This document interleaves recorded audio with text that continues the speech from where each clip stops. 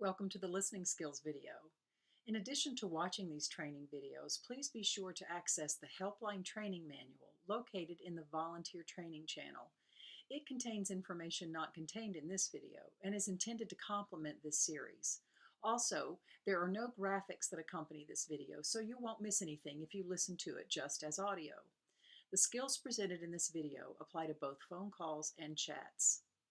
The Helpline at Recovering from Religion exists to serve as a resource for those folks who are somewhere on the spectrum of doubting or leaving their religion and need a safe, non-judgmental place to ask questions and express fears and concerns. Because of the sometimes intimate and personal nature of the Helpline conversations, RFR has implemented some policies and procedures for the protection of both the client and the agent. In this video, we'll cover listening skills, but these 3 rules are important enough to begin this video by explaining them. Number 1, no self-disclosure. This is a tough rule for many of us. Often our compassion is ignited and we feel strongly that we want to use the expression, "I know how you feel," or "this is what worked for me." Agents must resist the urge to make these statements. As we will learn in the listening skills portion, when clients reach out to us, we are not looking to solve their problems or correct their issues. The Helpline is a place to encourage clients to express their feelings and talk through what is troubling them. We are not trained therapists, and therefore we have a policy against any disclosure about our personal lives or experiences. Rule number 2, no deconverting. This is also a tough rule with which to comply. We have worked hard to establish the reputation we have for being a place for folks to call and not be lectured or led or coerced or convinced to take the next step. We are able to provide numerous resources that will foster thinking critically, living a moral life without religion, managing one's sexuality, and all of the many questions that accompany doubting one's faith. The strength of this approach is that clients are able to make progress at their own pace and explore for themselves the truth of their beliefs. And rule number 3, no advice or counsel. Again, we are not therapists. Our main task is to listen and respond back to the client in a way that she knows she has been heard. We also want to express empathy and validation for feelings. We will cover some techniques that will allow us to do that, while at the same time allow us to refrain from giving advice or counsel. No self-disclosure, no deconverting, no advice or counsel. With these 3 very important rules out of the way, let's move on to some practical tips for being an effective listener. When an agent is able to feel and communicate caring, understanding, and acceptance for a client, he enhances his ability to be of help to that person. The relationship you are asked to build with the client is unique in many ways. It may come at a time when the client is particularly vulnerable and sensitive. The conversation may focus on painful feelings, losses, and confusing situations. As an agent, you will put your understanding and caring into your exchange and will only have a limited time with this person. In spite of those obstacles, building a strong relationship is an essential tool for working with this client. This may seem rather difficult to do while on the phone or chatting online. It is important to attend to the conversation in spite of distractions, family, pets, TV, or the internet. Give the client your undivided attention. Minimize environmental distractions and utilize the following skills. Remember, you can respond to chats using the mobile app for Slack, but we'd like for you to use a computer to respond to calls. Also, in returning calls, please be sure you're in a quiet environment. The following are 7 techniques that we can all use to make the client feel heard and understood. Number 1, reflecting.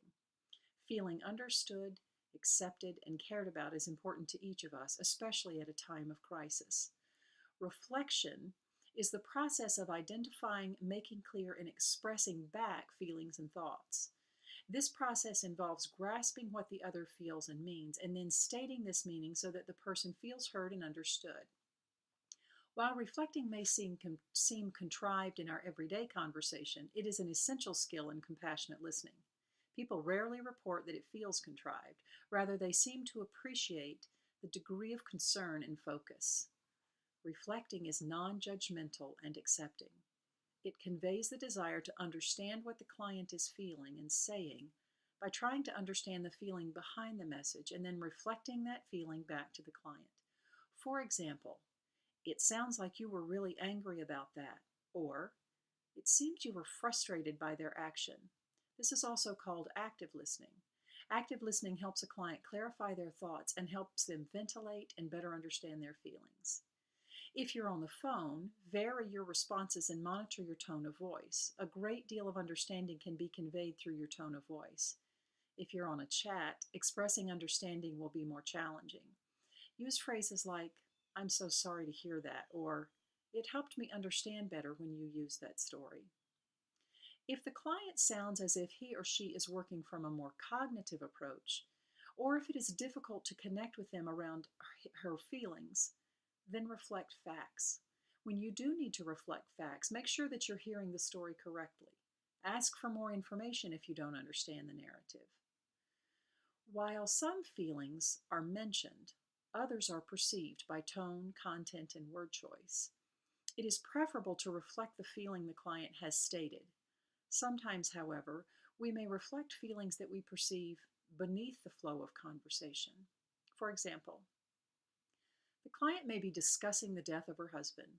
While she may not state anger, the listener may perceive it because of her angry tone or choice of words. By mentioning our perception of the tone or words, the client may feel freer to discuss this feeling. If the client is not feeling those things, then she will almost always correct the impression, perhaps disclosing more valid feelings in the process. Don't let fear of being wrong silence you. It shows you are trying to understand the client's situation. This all may seem to be a passive process. To be successful, however, it relies on intense concentration. We hear and read more than just the words of the client. We also hear and read the feelings, values, and attitudes of an individual. Effective self-discovery often occurs when people take responsibility for their thoughts, feelings, and behavior, when individuals own who they are and what they do. Reflecting thoughts, feelings, and behavior back to a client is one of the most effective ways to help her accomplish this. Please refer to the training manual under the listening skills for a reflective response exercise.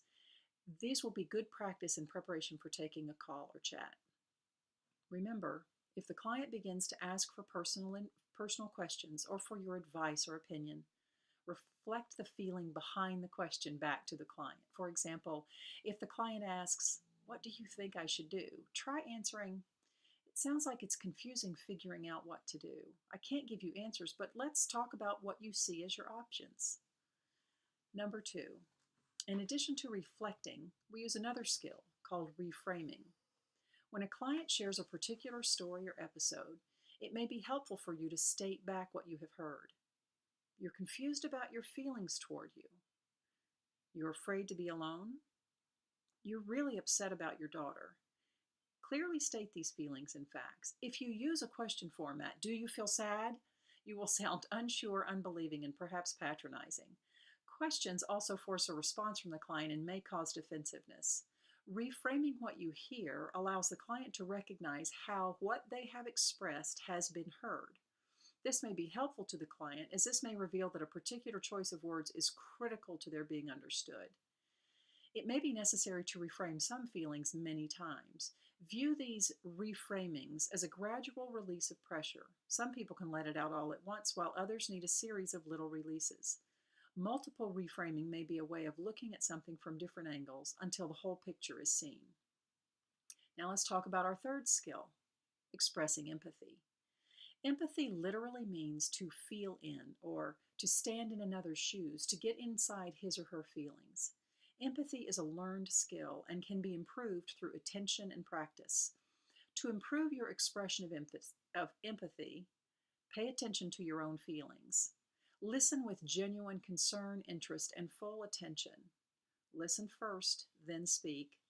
Understand and accept what another is experiencing. Do not judge. There are some emotions that may interfere with our ability to empathize. Pity, projection, and transference sometimes masquerade as empathy.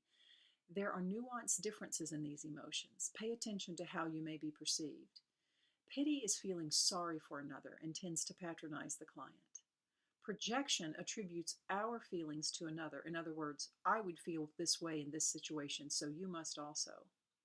Transference is when we react to a client because he or she reminds us of someone else.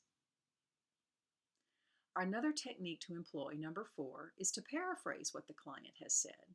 Repeat the concept or idea that the client has just stated, but use different words. So if the client says, "I just don't know what I'm going to do, I feel trapped," you might answer with, "You sound like you're at a loss as to what to do because no option seems like the right one." The key to an effective paraphrase is to keep it brief. We don't want to get bogged down in the details. We always prefer to focus on the greater meaning. In the training manual, under the section titled Paraphrasing, there are more examples of paraphrasing for you to review. Skill number 5, similar to paraphrasing, is summarizing. Summarizing is basically a longer paraphrase. It allows clients to face the ideas and feelings that have been presented and can clarify direction or serve as an accuracy check for agents. When to use summaries? After the client has revealed a large chunk of information. In order to reveal its significance and impact to the client, the summary should reveal the purpose of the story and answer the question, why are we talking about this topic? When an agent has had a difficult time discerning the meaning or relevance of the call, the summary serves as a mirror to remind the client what has been discussed and raise awareness about subtle or hidden meanings that were not directly said. Also, a summary can be used at a clear transition point. It can be used to bridge exploration with problem solving, such as after clients have told their story sufficiently but don't know where to go next. Summaries can also be used at the end of the conversation when there has been clear progress or a resolution during the call or chat, or in order to encourage, validate, or motivate a client. Skill number 6. You may also want to try giving feedback. That's a special type of summary. It's observational feedback in which an agent directly comments on a client's current demeanor or progress during a call or chat, rather than solely focusing on the word content or past situations. It can include a phrase of encouragement about the client's progress or motivation. Such feedback can be useful in helping clients raise their self-awareness, clarify their situations, or open new avenues of exploration. An example of giving feedback is, "When we began chatting, you said you were very angry about what your father said to you.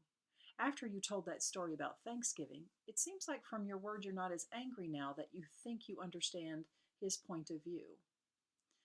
Number 7, our last technique for effective listening is to ask open-ended questions. With an expressive client, attentive listening and reflection may be all the communication skills you need. However, some clients will not communicate as easily because they're not used to putting their feelings into words. Open-ended questions may help a reluctant person to talk more freely, thus helping facilitate the conversation. By definition, an open-ended question is a question that cannot be answered by a yes or no. The question requires the client to answer in sentences and encourages him to reveal something about himself, his feelings, and his situation. It serves as an invitation to talk and avoids the sharpness that can be contained in why questions. Some examples of open-ended questions are, what do you think might happen when you talk to your husband? How is living on your own different than living at home? Who would you most like to talk to about this? How would you like her to respond when you talk with her? At times, the question may actually be made into a statement, serving the same purpose. Some examples of statements used as questions are, tell me about your relationship with your boyfriend. Tell me when you first began to feel uncomfortable. I wonder what might be comforting to you right now. I'm curious about what you were thinking at that moment. A series of open-ended questions and reflections can help a client to share her inner experience. The questions help her to explore the situation more thoroughly and perhaps express for the first time what she thinks or feels. If you find yourself asking a series of questions and you sound like you're taking a survey, check yourself. Your questions are probably close-ended and need to be rephrased. To review, we've talked about 7 techniques to use to be a more effective listener: reflecting, reframing, expressing empathy, paraphrasing, summarizing, giving feedback, and asking open-ended questions. In our next video, we'll cover some roadblocks to effective listening and communicating, and some tips to become a better listener and communicator. Remember to refer to the training manual document for more comprehensive information. Thank you.